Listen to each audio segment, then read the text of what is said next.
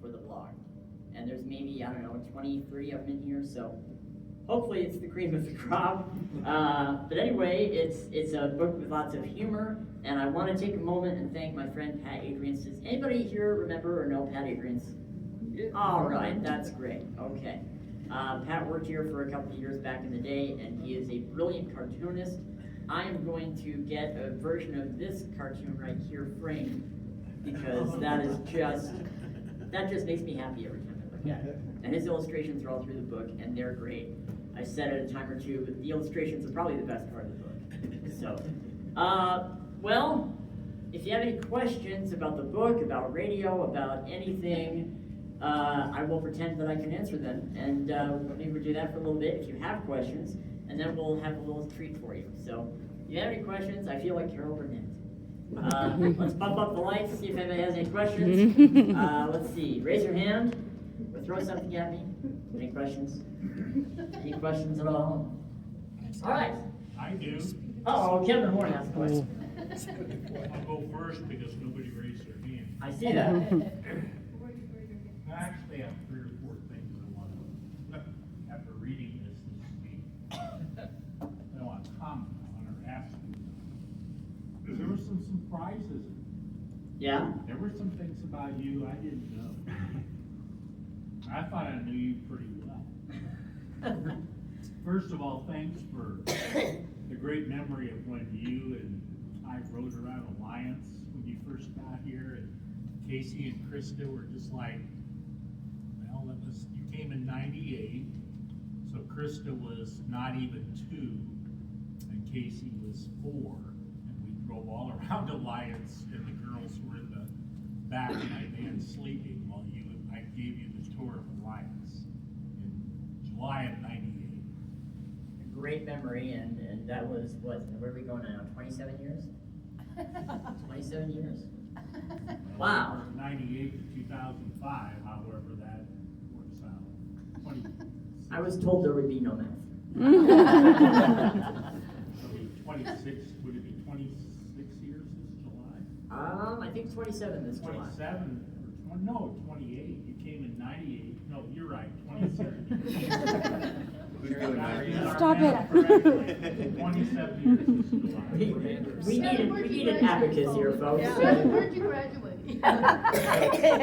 You were Casey long. You've been in KCW longer than I was there. I was there 24 years. You're at 27. So. Wow. Couple of things, and thanks for the memories of Casey and Krista. I got such a kick out of that. I did not know that you and Mike went on the air about my top 10 television characters. I don't even remember. I was telling Kaylin this last night when I saw it. I don't even remember writing that Facebook page about my top 10 TV characters. Yeah, it was top 10 favorite TV characters, and Glass and I used to do Coffee Talk, and I read Kevin's list, and then we started talking about who else could be on the list, and that made me write a blog entry. And there were some that we agree on, some that we kind of went in different directions on. I'll argue with you on Bugs Bunny. That's not a television character, Yeah. though. Well, that's how I remember. Well, he was on TV, I yes. was too young to have ever seen him in the movies. I In think- the movie intro. The important thing is that we both agree on the greatness of Barney Fife and Ralph Cramden and all the great TV characters. 2 other things here in there. I hope they don't embarrass you. I've been embarrassed so many times. Maybe I missed. There's 2 things I want to talk about. He's probably one. Yeah. Number 1, and correct me if I'm wrong, but you didn't write about your brush with death, did you? I wrote an entry in the blog about the whole flu and sick and all that stuff. It's a rather long entry, but I didn't put it in the book. I don't know why necessarily. I was looking for things that were fun and light, and did throw in a couple of family things that were maybe not so light, but I don't know. If I do another book, which it'll be like a million years from now, Volume 2, I mean, that's what I did on the website was I went back and I looked at all the medical descriptions, because you can go on the hospital website and see everything that people said about you while you were in the hospital. And it's funny and harrowing at the same time. I mean, I nearly died, you know. This was in January of what, 22? January of 23. 23. Kalen saved my life, and I know that sounds dramatic, but it's the absolute God's honest truth. I was lying on the floor in my apartment. He was going to pick me up for the radio station Christmas party. He opened the door to my apartment and saw me splatted out on the floor, and then I took a helicopter ride. Fun.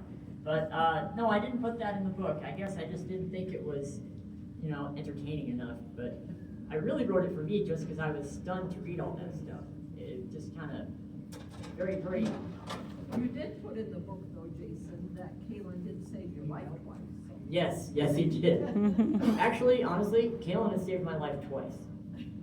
Because there was another time where I was sick, and Olivia Newton Boss and Kalen had to drag my carcass down 3 flights of stairs and take me to the ER. So yeah, he's a lifesaver, this kid. Well, that explains why you didn't put it in. You want to keep it upbeat. Yeah, most of it is, I guess. Well, let me tell you about the part of the book that touched my heart. And this, I don't want to embarrass you.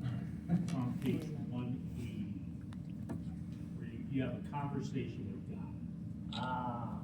You know, and I want to. Can I read this? Yeah, sure. You write, God says, so what concerns you today? You told me what's not a concern. Let's get into what's going on. And you write, in responding to God, you write in 5 lines here. Well, God, I feel ashamed to even say this out loud, but I'm incredibly lonely. I work for the most part in isolation. I live alone. I get out to get groceries once a week. The only human communication I have is Facebook messages, a staff meeting on Zoom, and taking requested phone calls during my radio programs. And I have to tell you, when I read that, I had to hold back some tears, because I never knew that about you. Well, the thing you have to remember about it is that was in the peak of the COVID. Everybody was at home, and I had it better than most people. I had no reason to complain, but you know, Les and I were the entire staff of KSOW for what, 3 months, 4 months? Probably March to May. Yeah. Maybe even June. And you know, it's like I said in one article or another, I'm not a huge extrovert. I don't, you know, go out and party and stuff, but, you know, just the little amount of social interaction that I had before the pandemic, going to lunch with this one, and maybe once in a blue moon going to a movie or something. But to have just that kind of stuff taken away, where you just go to work, go home, go to work, go home, go to work, go home, it really, you know, it was really, really tough for me to deal with, but it all had a happy ending. Yeah. And I feel very blessed. I gotta tell you, I feel like George Bailey at the end of It's a Wonderful Life for crying out loud. It's just really, really nice. Well, the thing that jumped off the pages, and of course there's more than just what I read, which is very well written, was 2 things. One, I never knew you had a spiritual life. And number 2, I'm so happy to have read this, because you proved it in writing that you do. And you know, you and I worked together for so many years, we never talked about our spiritual life. We never did. We talked about everything under the sun except that. So this really made me feel good to read it. You know, that you have a spiritual life. You live out this in the book. I have to believe in a higher power because my mom got lung cancer when I was in 8th grade. And lung cancer is one of the cancers that tends to leave a lot of people passing away. But Mom had radiation treatments, and she was able to survive, and she lived until age 66. Now, of course, when you've had cancer, it kind of ravages parts of your body, so she didn't live as long as you'd like someone, to live, but she had a great life. She got to see her kids graduate high school, which in my case was some kind of miracle. And she got to see grandkids, 3 grandkids. She got to spoil the heck out of them, and that's all. You have to believe in a higher power for that kind of happen. And the other part, and I don't want to dominate, just this is the last thing to say is, I'm sure glad you talked about your dad in the book, because I got such a charge out of him when he come to Nebraska from New York. And you remember when I kind of imitate him on the air? Yes, I feel free to give us a little dictate. Well, I don't want to do that. he was such a fun guy to talk to. You know, it's funny because when I first came out here, and for years before that, I was really embarrassed by my dad. I think everybody's embarrassed by their parents at one time. But, you know, we were on the way to Nebraska for me to start this job, and we stopped at a Quickie Mart or something to get, a drink or get gas or whatever. And Dad walks up to the counter, "Hey, this is my boy. He's going to be on the radio in Nebraska. We got to take him to Nebraska. He's going to be on the radio." Everywhere we went. Going to the hotel, going to the bathroom. Hey, this is my boy. He's going to Nebraska. He's going to be on the radio. K-Cow. You ever hear of it? It's so embarrassing. But I don't know if any of you have gone through this, but as I get older, I'm kind of being like that. I'm kind of turning into my dad. Some parts of it are good, some parts are not. But anyway, But thank didn't you, he have Kevin. ties to Nebraska?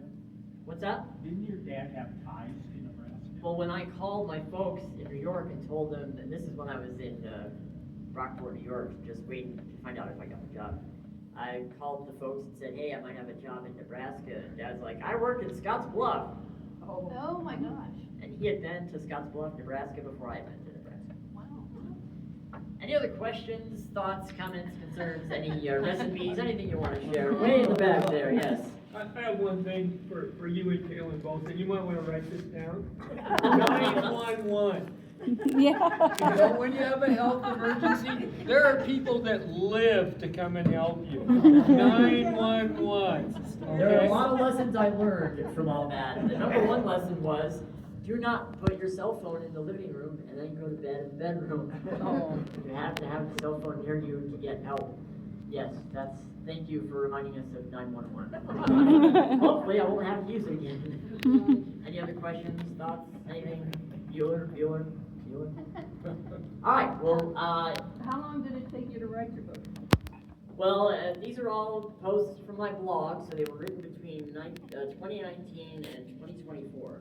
Okay. And so what I did is I went through all the stuff that I'd written and picked out the things that I thought would make good stuff for a book. A lot of the posts I do on my blog involve audio, video, stuff like that. You can't really make a book out of that. So a lot of the posts were just not usable. But there were a lot of things that I thought could be used, and so I just kind of picked. And then I talked to my friend Pat about doing the cartoons, and I guess all in all it was about a year.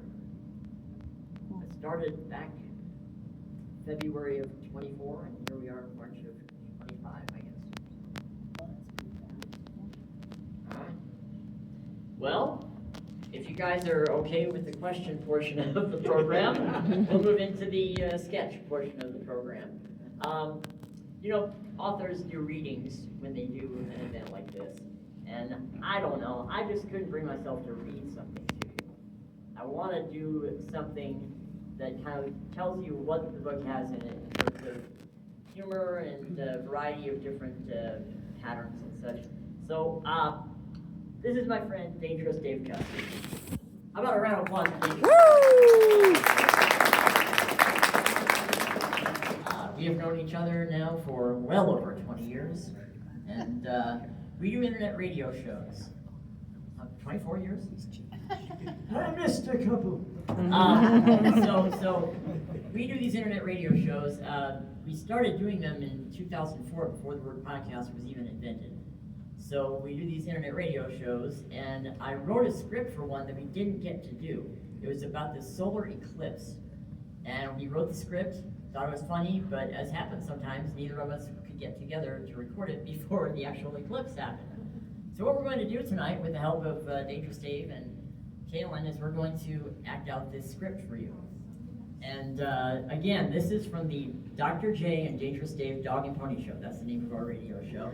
I am Dr. J. That will become very important in the script.